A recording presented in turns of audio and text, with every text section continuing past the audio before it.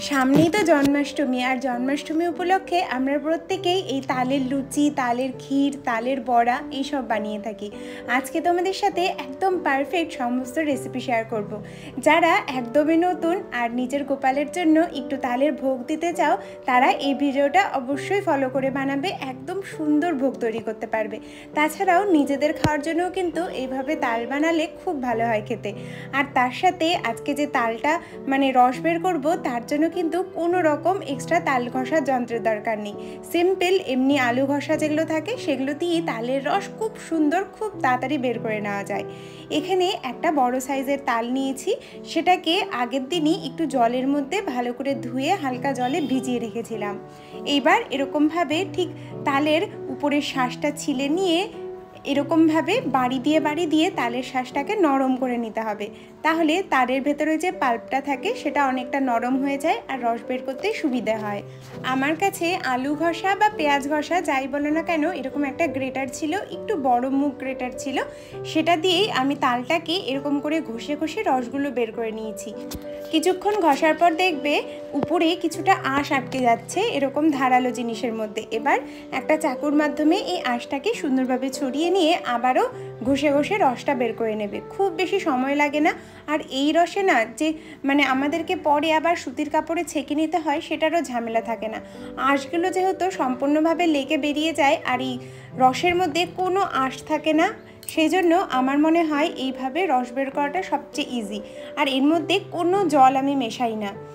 প্রথমে তালের লুচি বানাচ্ছি, তার জন্য আমি 1 কাপ ময়দা নিয়েছি, পরিমাণ মতো লবণ, একটু চিনি আর তালের পাল্প যতটা দরকার ততটা, 2 চামচ মতো সাদা তেল, 2 চামচ তালের পাল্প দিয়েছি প্রথমে, একদম জল ছাড়া তালের পাল্প কিন্তু এটা, জল মেশানোর দরকার নেই। তারপর ভালো করে লুচির ময়দাটাকে ভালো করে মেখে নেব।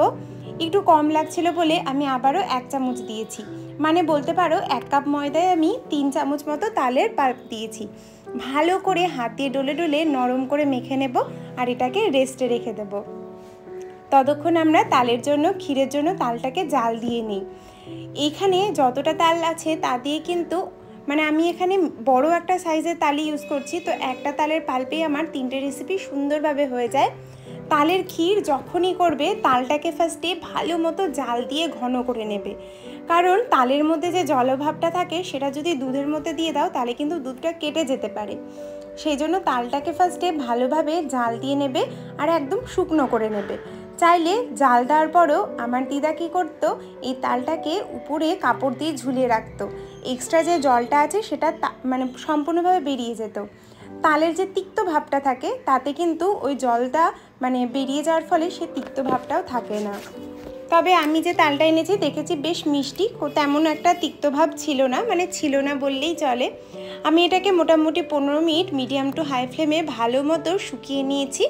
আর বাদবাকি যে তালের পাল্প আছে সেটা দিয়ে আজকে বড়া বানাবো। বড়াটা আজকে একদম অন্যরকম করে বানাচ্ছি, ময়দা সুজি কিচ্ছু লাগে না এই বড়ায়, এতটা স্পঞ্জি হয়। দেখো আমি এখানে 1/2 কাপ আটা নিয়েছি, 1/2 কাপের থেকে অর্ধেক চালের গুঁড়ো নিয়েছি, 1 কাপের থেকে একটু কম চিনি নিয়েছি, আর তার সাথে পরিমাণ মতো এলাচ, পরিমাণ মতো মৌরি, আর তার সাথে সামান্য লবণ দিয়ে ভালো মতো করে মেখে একটু রেস্টে রেখে দেবো। আটা আর তার সাথে চালের গুঁড়োর এই মিশ্রণটাই কিন্তু তালের বড়াটাকে ভীষণ ফুরফুরে করে, ভীষণ একটা নরম ভাব আসে। আমার কিন্তু সুজি বা ময়দা দিয়ে অতটা ভালো লাগে না যতটাই আটা আর তার সাথে চালের গুঁড়ো মিশিয়ে লাগে। আর হ্যাঁ, যখনই তালের জন্য ক্ষীর করবে তখন কিন্তু তেজপাতাটা দেবে দুধের মধ্যে। আমি কিন্তু তালের ক্ষীরে নারকেল দিই না, তোমরা নারকেল চাইলে দিতে পারো, তবে আমার তেজপাতা দিলে খুব সুন্দর লাগে। দুধটা একটু ক্ষীর মতো হয়ে আসলে তালের পাল্প দিয়ে ভালো মতো করে জাল দিয়ে নিতে হবে। আর হ্যাঁ, তালের পাল্পটা যখন দুধের মধ্যে দেবে তখন কিন্তু গ্যাসটা একদম বন্ধ করে দেবে। তারপর ভালো মতো মিশিয়ে ঘন করে নামাবে। আমি যেহেতু এখানে লুচির সাথে পরিবেশন করছি সেই জন্য বেশ ঘন মতোই করেছিলাম। তোমরা যদি শুধু মুখে খাও তাহলে একটু জলজলা রাখবে, একটু দুধ রাখবে ক্ষীর মতো, তাহলে খেতে খুব ভালো লাগে। তালের ক্ষীর আমাদের রেডি হয়ে গেছে। এর মধ্যে চিনিটা তোমাদের স্বাদ মতো দেবে। আমি এই মোটামুটি 1/4 কাপ মতো চিনি দিয়েছি, খুব বেশি চিনি দেইনি।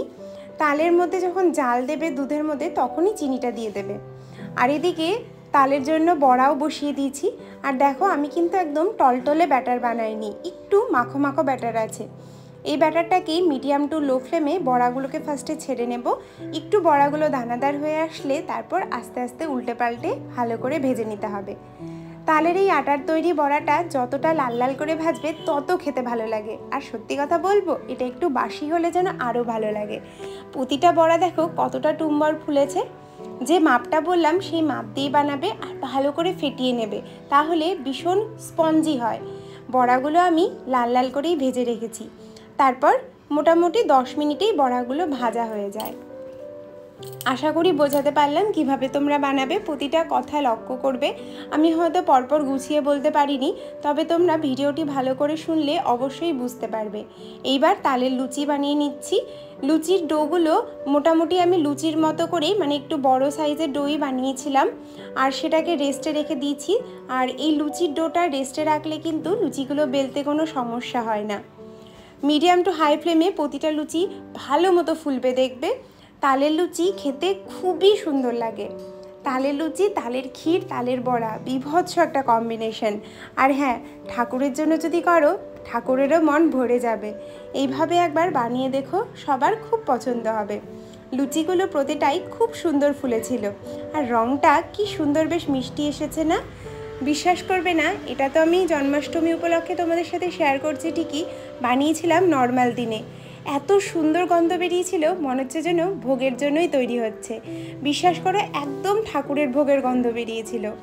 অবশ্যই এই 3 রকম রেসিপি যেমনভাবে বললাম ট্রাই করে দেখতে পারো। কোনো রকম নারকেল বা কোনো রকম ময়দা কিন্তু আমি এখানে ইউজ করিনি। যাদের নারকেলে ধরো তালের মানে ক্ষীর খেলে অনেকের অ্যাসিডিটি হয়, এটা নারকেলের জন্যই কিন্তু হয়। তো নারকেল ছাড়া এভাবে বানিয়ে দেখবে, ভীষণ সুস্বাদু হয়। তালের বড়াগুলো তোমাদেরকে দেখালাম কতটা ভেতরে স্পঞ্জি এসেছে। এইভাবে একবার বানিয়ে দেখো আর অবশ্যই ছবি শেয়ার করতে ভুলো না। সামনেই তো আসছে জন্মাষ্টমী, তো তোমরা অবশ্যই নিজের গোপালের জন্য এরকম কিছু ভোগ আয়োজন করতে পারো। আশা করি সমস্ত রেসিপি বুঝতে পেরেছো। কেমন লাগলো জানাতে কিন্তু ভুলো না।